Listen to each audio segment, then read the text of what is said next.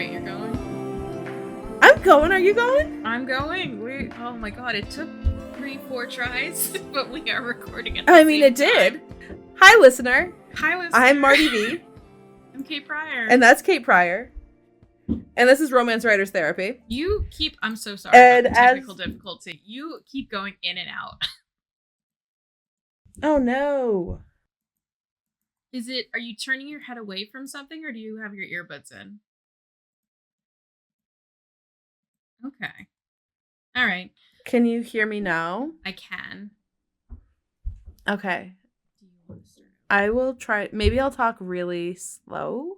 No. And maybe that'll fix it. I don't think bringing down our energy is, like, gonna solve the shit. The answer. My brain is like, oh my god, I'm gonna die. Like, this is the worst. Oh my god. So listener, this is Romance Writers Therapy, and you are a listener. Thank you for being here. Thank you. I really love that, like, our introduction had like a pause button, and I was like, you know what? We're just gonna resume. You know what? I'll just cut it neatly so they fit together, and it'll be like it never happened. We say that, but like like the bingo sheet definitely has you talking about what you'll do in editing, and it doesn't happen. See, the funniest thing to me, every single time I edit an episode and I get across to one of those, like, I'll edit it out kind of moments, I just go, wouldn't it be funny if I left that in? I think every editor ever has that impulse, like, no, you don't. You're staying right there. You stay there. I think you're cute. So, Kate, what's been happening? What has been happening? I am working on my werewolf book. I am 3 chapters away from the end. I have... That's amazing. 7 days to finish them. They're not full, like, write it from scratch chapters. I have them outlined and, like, snippets of scenes, kind of, like, 3 or 4 paragraphs at a time that I'm trying to, like, stitch together and just kind of... Because at this point, like, I have everything that I want to planned out. I need to, like, get everything, like, organized and cleaned up and pretty. And that's... I've been doing a lot of informal kind of writing. Like, when I say informal, I mean, like, not sitting at my desk and, you know, having the whole document open necessarily. I might have the notes app on my phone, and I'm just writing, like, a sentence here or there while I'm watching a movie. Okay. Which I realize is, like, the most distracted-ass way to write. Yeah. I mean, I feel stressed, but if it works for you...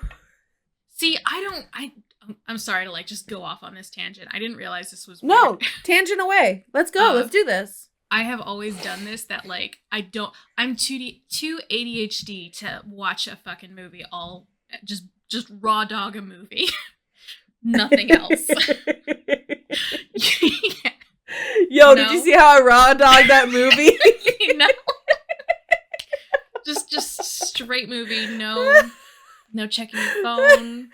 No. That is such a mood, something though. else. No drawing something else or doing a puzzle. Like, I have to do something else. Sometimes, like, a lot of the time I'm playing Animal Crossing and watching a movie, or like I just like to flip back and forth between two things every like 2 minutes. I have the world's worst attention span. So if I've seen it before, then no, I can't sit and watch it. If it's something that's, like, meant to be fluffy, then I do need to do something else while I watch it. But if it's, like, I'm watching it with the intention of watching it and, like, Andrew's there with me, typically it's hard for me to, like, focus if I'm alone, right? Okay. But if I'm, like, watching it with a friend, then I can and, like, will enjoy watching it with my full attention, right? Okay. Like, I also need the liberty to pause things and talk about it as it happens, right? See, my family's, like, really terrible at this. They just shout out what they're thinking while the movie's going on, and then someone else yells, "Shush, you're gonna see in a minute."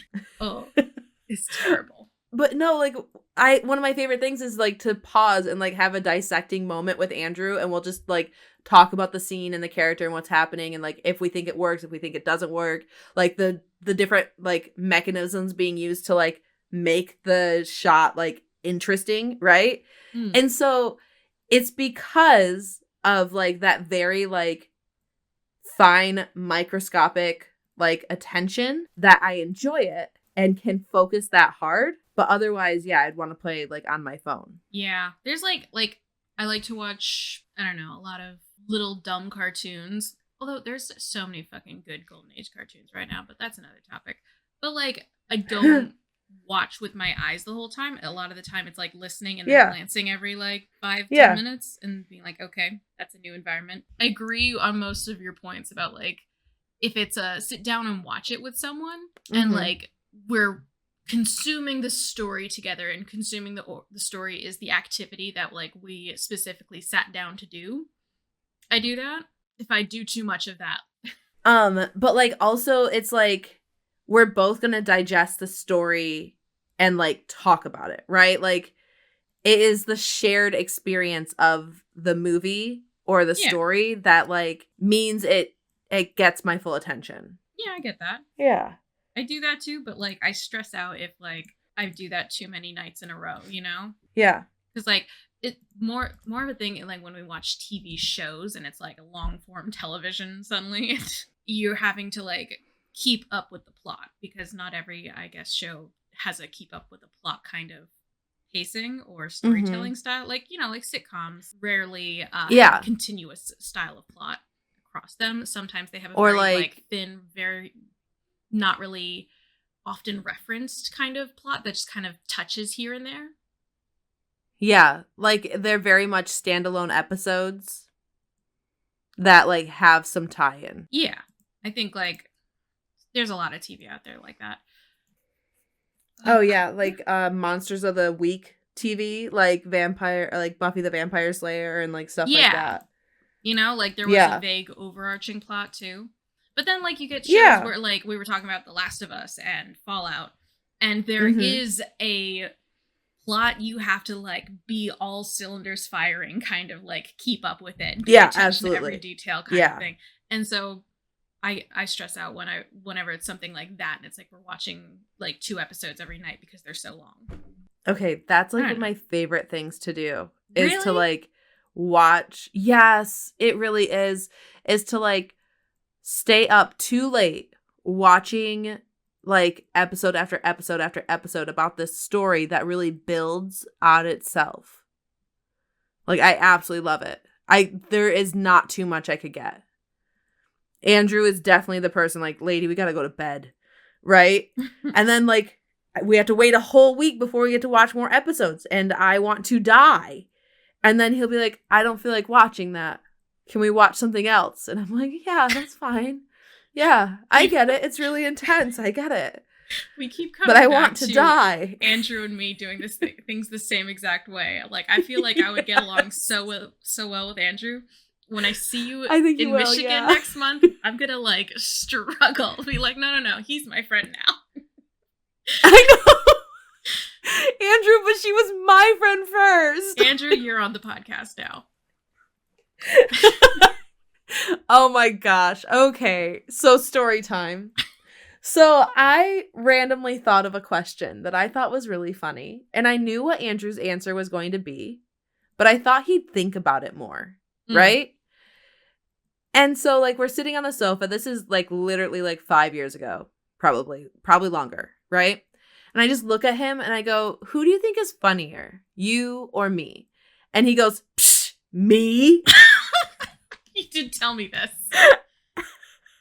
And I was like, what the heck? He's like, did you think I'd say you? I'm like, I thought you'd think about it for half a second.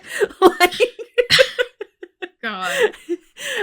And then what's worse is I like texted my friends and I was like, hey, who do you think is funniest, me or Andrew? These are my best friends that I've had since high school. Okay? They know me. And they're like, ooh, that's a tough one to call. I'm like, I hate you bitches. I hate you bitches. But then they asked their husbands. Outvoted. I know. You are off. You are off the roster. Just got pulled from our comedy night. They asked their husbands, and their husbands also said themselves when it's like very much like, no, you are not funnier than her, right? And Andrew's like, oh God, you might be funnier than me. I'm like, is that the worst thing that could happen? Like, so he loves to be like, well, that is really funny for the second funniest person in the house. Like, shut up. Anyway, that to say, if Andrew was on our podcast, I think it'd go over well. So. Oh, no, I frequently tell Austin he's not funny at all and that I just give him pity laughs. Just give him pity laughs. That's so cruel. The cruelty is the point in our relationship.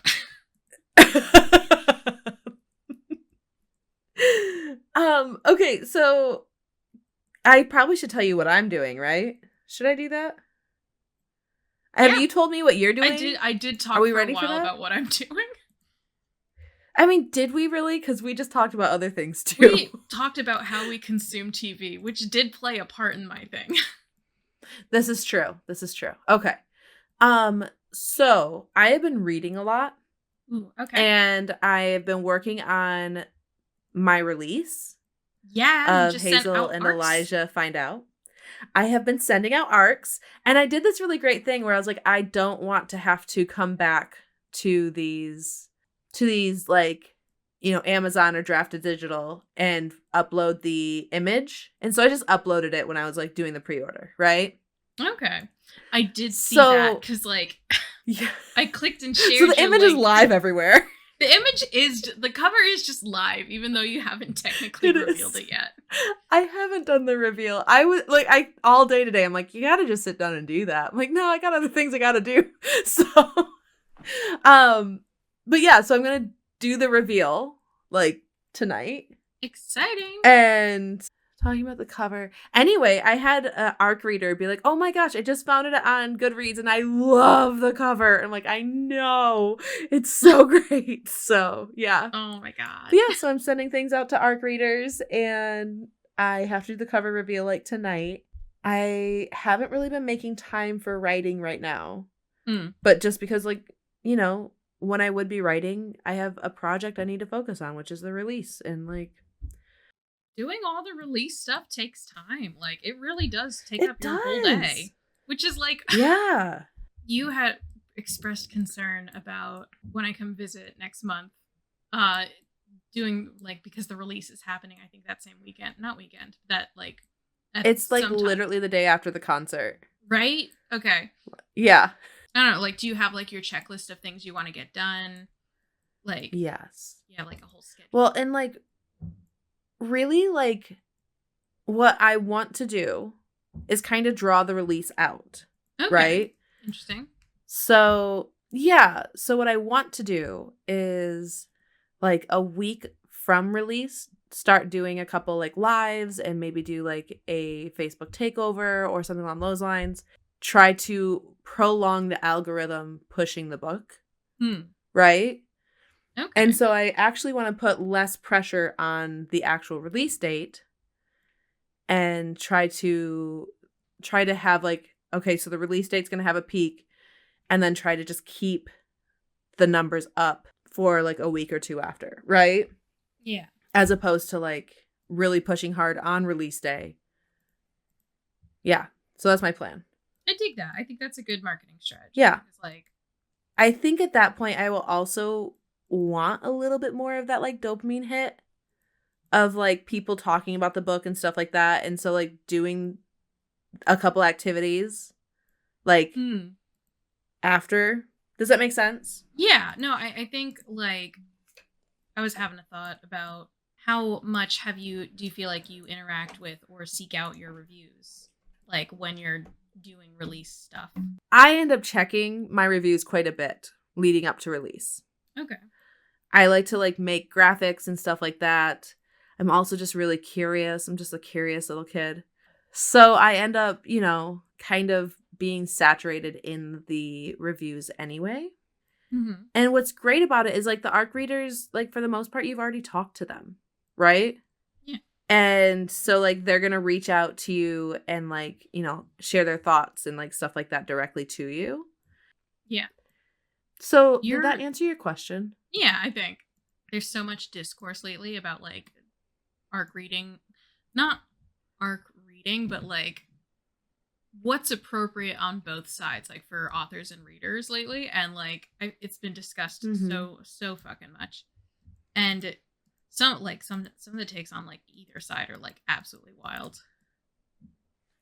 Yeah, some of them definitely are. And I feel like this is a conversation that we come back to, like, every couple of months. Yeah. Right? Like, it's like that dude that busts into Book Talk every, like, 6 to 9 months and is like, do you know all these bitches are reading porn? Right? God. They're like, doing that again. They're different dude, never same fucking hat. It never stops. It doesn't. But yeah, so I feel like that's, like, just one of those conversations that we're just always having. And so you have to kind of draw the line where you're comfortable, right? I also think I'm going to use a Book Sprout for a month. Because, like, Book Sprout. What about it? It's one of those websites that you can, like, post your book up and, like, people will, you know, get a copy and make a review. But, like, you have to pay to post the book, right? Oh, yeah. I've never used it which before. I've never done before. Yeah. Okay. So I'd love to hear, like, your experience, like, when you're... Yeah. I will let you know. Okay. I've always been nervous about doing it. But, like, also, like, it seems... I mean, it's not completely organic, but it's probably closer to organic than, like, my current method, which is, like, actually asking individuals that I've, like, curated if they would like to get an arc, right? Yeah. I mean, I think that's how most people do it. Yeah, I think so too. I don't know. It'll be weird. It feels very vulnerable to do, right? But, like, I would like more reviews on my books. And just doing that for a month, like, you can get 3 different books, up to 50 reviews for, like, $20 a month, right? So I would just do 1 month and do, like, Truth or Dare, Just Fake Married, and Hazel and Elijah. And it also makes sense that, like, okay, yeah, you're paying for these readers, but, like, if they like you, they'll stay with you. It seems like it could have multiple benefits, but it is strangely, like, vulnerable feeling. Because, like, you're exposing yourself to a wider audience that, you know. Yeah. And, like, I know that I've marketed the book to, like, romance readers that like this kind of book, right? But also, like, people read the wrong books for themselves all the time, right? True. So, yeah. Do you want to talk about what we actually intended to talk about? I have no idea what that was. So something I have been looking at as I'm doing my reading is the way that, like, different plot points kind of get, like, weaved together. Okay. And, like, how character development kind of gets, like, tied in there as well. And there'll be, like, a scene where, like, clearly the point of this scene is, you know, character development, right? But then there'll be, like, a little, like little itty bitty thread that gets pulled in that, like, and okay, I'm talking about the book linearly, like, from the beginning of the book to the end of the book, right? Okay. And so, like, this little thread will get pulled in to the scene that's about character development, right? Or, like, establishing character. And then a couple of scenes later, we'll get, like, a thicker thread, or, like, a couple other, like, maybe, like, 2 or 3 threads that remind us that, like, oh, remember this was mentioned and we're now a little bit deeper. And how it just, like, you know how, okay, more analogies. Sorry, guys. Okay. You know how, like, when you're playing a long-term game, the way you play in the beginning is very different than the way you play in the middle and the end? But also the way you play in the beginning kind of determines what's going to how you play. Yeah. Okay, so that's the way I have been, like, kind of, like, making this make sense in my brain as I'm, like, pulling my my understanding of this a little bit more together. Where, like, at the beginning of the book, like, we are really not into the story, right? What we need is to have characters that we are attached to pull us into the story, right? Yeah. So the beginning of the book is very much establishing who we give a damn about. And as I say it out loud, it feels incredibly basic. Like, yes, obviously, this is how you tell story, right? But, like, journey with me, guys. I don't think I'm going to say anything ultra, like, enlightening, but, like, this is how my brain has been enjoying this, okay? But then, like, as you move through the book, like, the game play has to change. And so the characters are still compelling, but you've already proven your point that we give a damn about them at the beginning. So we already do, right? You don't have to put your energy into that as a writer. Now you have to give a damn about the story to carry us through, right? Like, I was just reading a book. I was like, this is really fun. Like, how stinking cute is this? These are fun little characters, like, adorable. But then we're in the meat of it. We're in the middle of the book. And I'm like, guys, I don't know. I don't give a damn about your story, right? Like, and, like, part of the problem is, like, I tend to like a heavier rom in the rom-com than a heavier com, right? Does that make sense? Yeah, I think that's pretty much to be expected. But, like, you know, sometimes people like a more, like, slapstick kind of fun, like, natured story. And, like, I don't, right? Like, I really need a story that has quite a bit of conflict to carry me through, right? Okay. So, like, yeah, now we're in the gameplay of the book where I need to see, like, kind of, like, I'm rooting for the character to have their life, like, figured out the way they want it to be. But I'm watching all the cards get stacked against them, right? Mm-hmm. And then I want to watch them all fall. And then I want them to get cleaned up. And, like, to me, that is, like, how, like, I've been really watching as I'm reading, like, the way people are doing that. Does that make sense? Yeah. It's really interesting, I feel like, when you understand story structure. And, like, I think this is kind of what Romancing the Beats is kind of what it's getting at. Because I think you can read... I'm like, sorry, I'm not trying to start in a whole other field right now, but I am running towards you. Okay. You stay there. I'm coming. Yeah. I think that, like, this is kind of like what Romancing the Beat gets at, because if you read it, I think, and interpret it in what I'm just going to say is a categorically wrong way. I know you're not supposed to say that about things in literature, but I will. I mean, if you're a silly goose about it. If you're a silly goose about it. Categorically wrong. Okay, go ahead. In that you might interpret it, you might read it and think this is just one kind of story, but it's when you kind of look at it as, like, the measuring tool at which certain, or a tempo which things kind of are supposed to, like, land on beat, that kind of, it makes more sense. And then it is the skeleton that is at the center of every story. I think, kind of like you're pointing out, there are many skeletons and all within a story, and they all connect and overlap until you have a full body. And this is how biology works.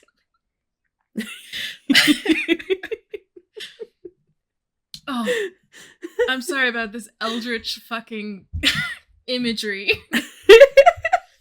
That's not how biology works. I enjoyed it. I'm sorry. I have been picturing, like, a tapestry, which feels incredibly nerdy. Yeah. Yes. So like that's why I see the threads, right? Like, yes. And yeah. when you flip it, if you flip it over, you'll look at the side that's all messy and and kind of where all the spare thread gets tangled up. Or the way they're gonna, and, like, if you connect. open up the skeleton, you're gonna see the guts. So. You are the many guts of the skeleton. Oh my god. Yes. Which isn't true. Skeletons don't have guts. But they did once. They did once. But yeah, so, like, that's kind of been one of those things that I've been, like, kind of taking in as I'm reading so much. And I'm reading, like, a lot of different genres right now, which is, gosh, it's my favorite. I really like to read across a lot of genres. Yeah. I do. Romance is, like, you know, it's my home, but, like, I like to like pause and read like a thriller or a horror or something on those lines and then come back to romance, right? Right. And so, and then also, if I read like a modern romance that was like pretty easy to like breeze through, next I want to read like kind of a denser like historical romance or something along those lines. Like, I know. I love you though. I'm a mood reader. But yeah, so like I just got done reading a book that was like, yeah, it was a contemporary, and it was like, it was really, she did a really good job. Like, it was low angst for me, but like it was enough like plot and angst for me to keep on going through. And then I just started reading Evie Dunmore's A Rogue of One's Own, which is the second in a series that is, it's awesome. It's such a good series. Yeah, I'm just really enjoying it. What I have always wanted is like a kind of Romance the Beats type compendium of all the different kinds of ways that of like types of beats structures to hit. That way I think I've talked about this before, I could meld them into like one mega outline, and then it just becomes a fill in the blank kind of like thing to like write your whole book. I need you to explain this to me differently. It's like that Romance in the Beat Mad Libs that we did? No, but yes, but like bigger. Like just, this is how I'm going to write my book, by a paint by the numbers kind of exercise, you know? If I just accumulate enough beat structures, I can like hit all of them. But at the same time, like I feel like that's a very, now that I say it, I've decided I don't love it anymore. I mean, to me, like it would feel like outlining, and outlining doesn't work for me. See, I don't have a problem with outlining. I think outline looks so different to everybody. Like, what does it mean to outline? It's like, by outlining it, I no longer have interest. Like, oh, that's the story. Dopamine gone. Yeah. I kind of wonder if I do that too, because like sometimes I will find myself rehashing out problems that I've already solved and be like, no, I need to solve it in a different, better way, you know? And then it becomes, but I already had a plot and now I have to replace everything because I wanted to add this one detail in, and you know? Yeah. So, you know, I've written like 2,000 words on that like romantasy story, right? Yes. And I've been concerned because so much of the story was so formed when I started to like piece it all together, right? Right. I was concerned that like I wouldn't then want to write it. And that still isn't not a concern, but I think it might just be like a weird human anxiety thing. Yeah. I'm thinking about the way I have it starting right now, and I'm like, I don't think I like that. It's just really interesting how like looking at it from a different angle can change so much of like your feelings on it. Yeah. Well, and then also like it's only 2,000 words. Like I can just keep it the way it is because it has to start somewhere. I have to start putting together the world somewhere, but I'm sure I'm going to fully rewrite that beginning. And that's okay. Like, yeah, right now it feels like it starts in a really like stereotypical way, right? Like this is a pretty predictable beginning in my mind. Okay. And so I don't think it's the right place to start it. But like so many of these things are just intuition. True. Like sometimes I worry about like this isn't the best beginning for this isn't the best possible beginning or way to start the book, or like the best place for it to like actually open. And then I kind of get hung up on, well, where is the correct place in the story? Because like the story doesn't exist until I'm writing it down. So it's not like I can choose a place to land in, you know? I have to write to get to like a picture of what was there. And then at the same time, because it's so ephemeral, you could just chop a chapter out and then be like, all right, redoing it. Well, like the way I am creating this world is by like kind of just starting to write it, right? Like, and so maybe the best way to start it will come to me after I understand the world and have built it, right? Because like right now I don't know how to pepper in more elements of the world. Yeah. Because I don't know them yet. You want to hear my terrible and completely on the other side of the fence take on that? Yeah. Yeah, I love when we disagree. what I am trying to like push my brain towards, because it just feels healthier for me, but like it may not be true, and this, you know, none of this is empirical fact, you know. Yeah. I feel like when we tell ourselves a story and we're writing it down, especially when we're making up a story, because we are both storyteller and story listener in that moment. You are raising the questions a story listener would raise when you get to them, you know? And so it feels like instead of gathering a bunch of information about your world that you're like your world building and dumping it all in like the front chapter or the first page, or God forbid, you know, like all these like everyone always says don't info dump, but like I feel like the way to avoid info dumping and trying to reverse engineer this, I think, is so hard, because it is, to me, such a truly natural kind of feeling out the rhythm of something. And it is something I think we kind of lost my train of thought. So I'm just going to like take it back 10 feet. Okay. And try to pick it up again. I think you raise questions in your head as you kind of get to them. And that is where the most natural place for it to start is. So like the story starts where you started it, because, and it may feel boring and predictable because you are starting it. God, that didn't sound like a real sentence that said anything at all. No, but like, okay, but this is the way I heard it, is that like, because I have experienced storytelling done in this way, I am starting it here because it has to start somewhere, right? Yes. When I have more experience with my specific story and I like have moments of like, this is when the door actually opens, right? Then I can start the story there instead, right? That's kind of the way I'm hearing you. If you want. Okay.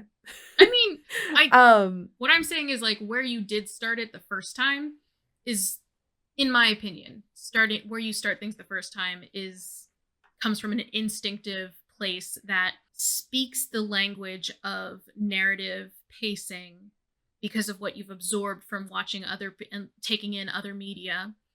Yeah. Yeah, absolutely. You know, like when people like know things grammatically and know how to like, there's this thing in the English language where there's a very specific way you're supposed to order your adjectives. And it's something like age, color, height, blah, blah. Like there's all these different like categories. And that we've experienced it so much we do it instinctively. Yeah, but like if you ask someone to like, could you write this down? Could you produce this from memory? You would have like no idea what they're talking about and be like, I don't know. I completely understand what you're saying. Yeah, because I could not write it down, but I know I've experienced it. And I know that when it's been pointed out to me, I'm like, oh, that's right. What's really interesting is in the beginning of Fourth Wing, when I was reading it, I was like, I don't know how to feel about this right now, right? And she does a really good job of stepping right into the story. Okay. Like she's right at the story. She's establishing, you know, the main character really well. And there's like interpersonal conflict happening right away. And then the main character has to like do this thing. And it's a really dangerous thing to do. Like she's a scholarly kid and not a physical kid, right? Okay. And so she is like reciting like scholarly facts to herself, and like she's like telling us all about the world and all about the nation that she lives in and like all sorts of things. It is info dumping. And so it made me really uncomfortable as like a reader who is a writer, because I'm like, this is not what you do, right? Like this is everything I've been told not to do. But she's doing it within the context of the character and the character's experience and the character's coping mechanism, which it repeats throughout the series. Yeah. Okay. And I feel like that would get annoying. Like if it's the same bunch of facts. It doesn't happen often. It doesn't have to happen often enough for it to be a problem. Okay. Does that make sense? Yeah. But like it was like such a weird experience for it to happen. And I just had to trust like people love this book, keep going. Right? Yeah. And now I'm like, I kind of don't hate it, right? Like, it's not something I'm going to employ. It's not something I think anyone else should employ. I think she like, you know, she caught magic in a bottle sort of thing. Like she got to do it first. And so it's fine. It was really weird to like read it and like see exactly what she's doing and be like, I don't know how I feel. It wasn't enough to like stop my reading experience. Like she had enough context for me to continue going. There's a series of books that I know that we've both kind of discussed our likes and dislikes for the various books within it. I'm not gonna name them, but like, yeah, I know what you're talking about. I don't even need to name it. You're talking my code. I hear you. And it does this thing every single chapter, and every single time, to me, it's like, this is what a person thinks a smart person would do, but not but it's a very cartoonish kind of like that. Like it feels appropriate for maybe like a children's cartoon, but not like an adult level book. And I don't know. It always kind of like doesn't rub me the wrong way, but it makes me roll my eyes every single goddamn time. And it's like, I love these books, but there's this one element that like it sticks out to me. I hate it. I don't know. It doesn't feel like good writing to me. But like at the same time, the rest of the book is so good and so funny. And like, I think that it's a really good point too. It's not every book and it's not every reading experience that is everything you want it to be. Yeah.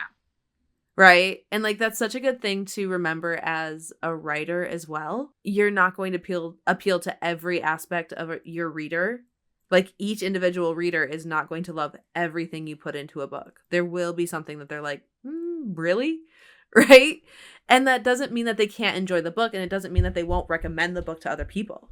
Because like, I've told lots of people to read Fourth Wing. I really enjoed it. But like, I'm also like, there are some elements that another book I know you hated.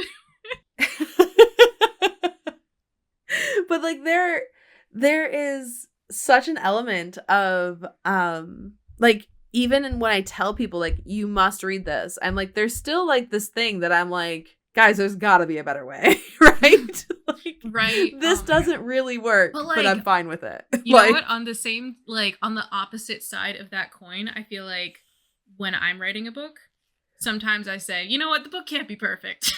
I'm gonna let this one sit here. And it's so freeing. It's so nice. Yeah. It is. Oh, and like, I have this release coming up, and I'm really excited for it to be out there, but I'm also like, kind of reliving everything. And I'm like, did I hit all the elements correctly? Right? Like, did I do the thing right? And that's just kind of nerve-wracking, right? Like, there are so many things to get right in a book. And the thing that I used to think that was like so nerve-wracking about like a film production and like what it takes out of a team of like a lot of people, like obviously size of the production changes that. Yeah. But like the amount of like everyone here needs to do like at least do a passable job at their job, but that doesn't mean it's gonna like make the final product good. Like, some people can really be pulling their weight and like doing a kick-ass job, but if it's like someone's doing a kick-ass job in lighting but like the script still sucks, it's like, ugh, all right, like then the lighting work kind of goes to waste. But like, then sometimes you get things where it's like the script kicks ass but the lighting's bad, and use the same examples but switched, and like that's gonna be such enough a good to make point, it a cult classic. So I have a friend whose husband works in like film trailer editing, right? Ooh.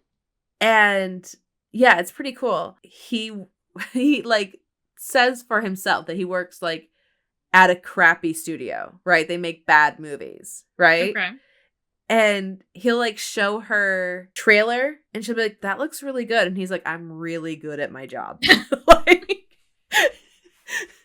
this trailer is deceiving you, sort of thing. Right, because like trailers, I feel like you can do it you have a number of tools at your command to tell people, to signal to people, this is an awesome thing. And visuals are, only one thing that you're getting from someone else to work with, You can add in all this other sound work, you can add in all these other effects, you can, you can chop up the whatever they give you and make it into something better. Yeah, well, and like also, like, you now have control over the pacing as well, which is huge in storytelling. And I think a lot of times when like movies and books, in my opinion, when movies and books like go bad, it's because of a pacing issue. A lot of the time, yeah. That is when I'm going to stop. Like, that's when I'm going to put it down. That's when I'm going to leave it alone. You don't feel like bad acting, bad script is on there?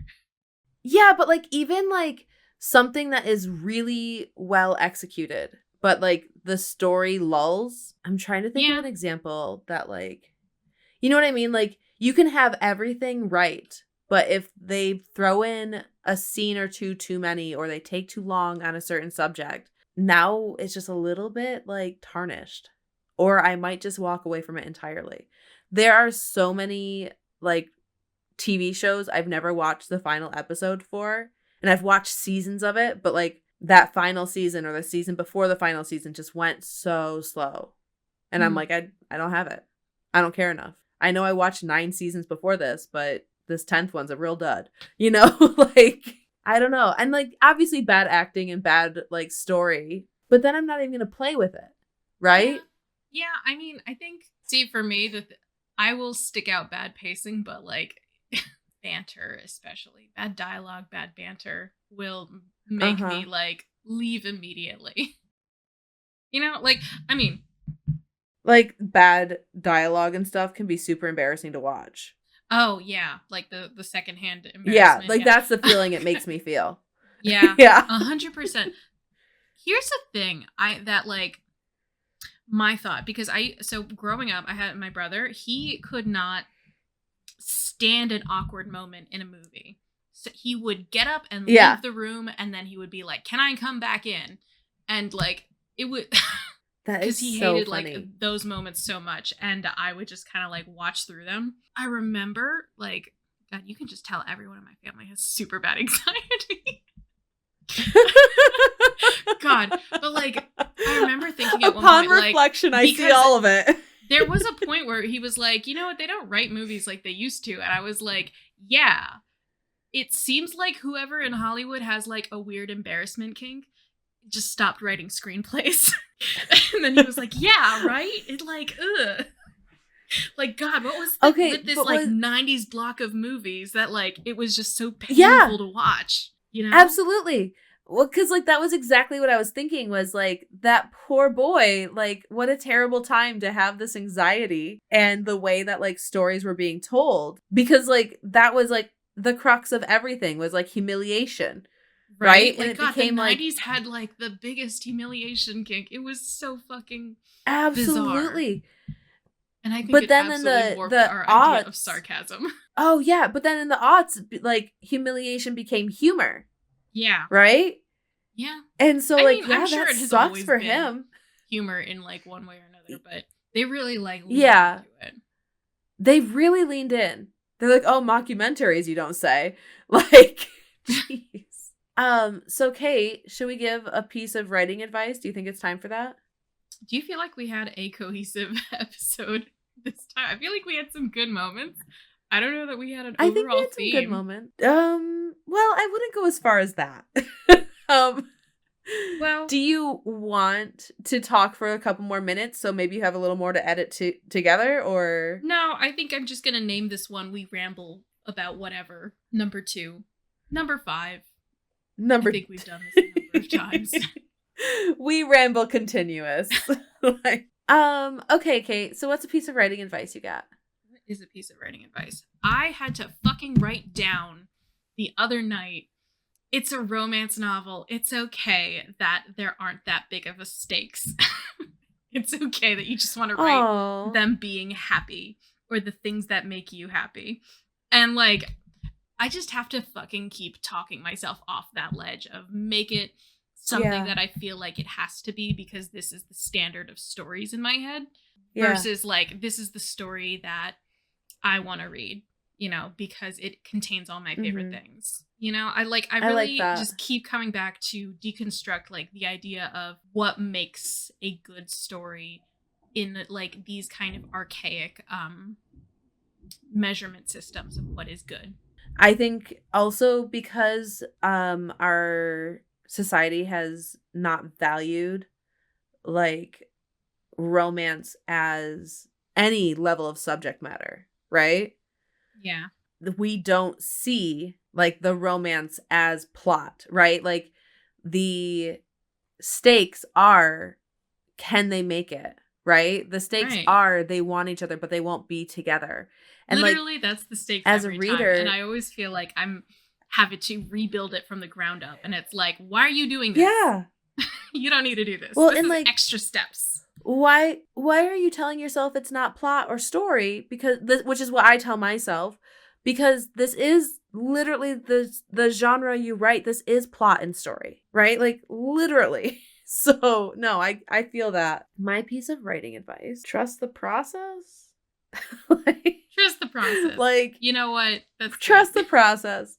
Yeah, like we were having a conversation about trust the process on like our last phone call, and I was telling you about this guy who does like these painting techniques, and it's so reassuring to be able to watch someone continually remind you trust the process through something looking blobby as hell, and then suddenly becoming like, oh, okay, I see what the one technique you just have to keep continuously applying, and every time you look at it again, you have to just keep applying the technique until it looks good. I love that. That is such a good point. Yeah. I think trust the process. That's a good one. Kate, where can they find you? I have my website, kate-pryor.com. I'm on Threads, Instagram, TikTok, supposedly. And I have a newsletter. That's it. Woo! There is a Facebook newsletter. Yeah, newsletter. I'm working on getting my newsletter freebie thing working, because I need to ask you how to do that. Yeah, I can help you with that. I can definitely help you. I would love that. Thank you. So I am Marty V at martyv.com. I am Marty V author on Insta and TikTok, and I am also on Facebook, and I should do a better job with my reader group, but I do not right now. And I have my newsletter. You can get Hazel and Elijah Don't Get Caught for free, which is awesome because Hazel and Elijah Find Out is coming out on May 30th, and so you can read their prequel and then launch right into their book. And they are so fun. They are. And I'll do the cover review tonight. Okay. So you have like 10 minutes before tonight is over for you. Yes, I am going to do it right now. All right. Okay, bye listener, bye. Bye listener, bye.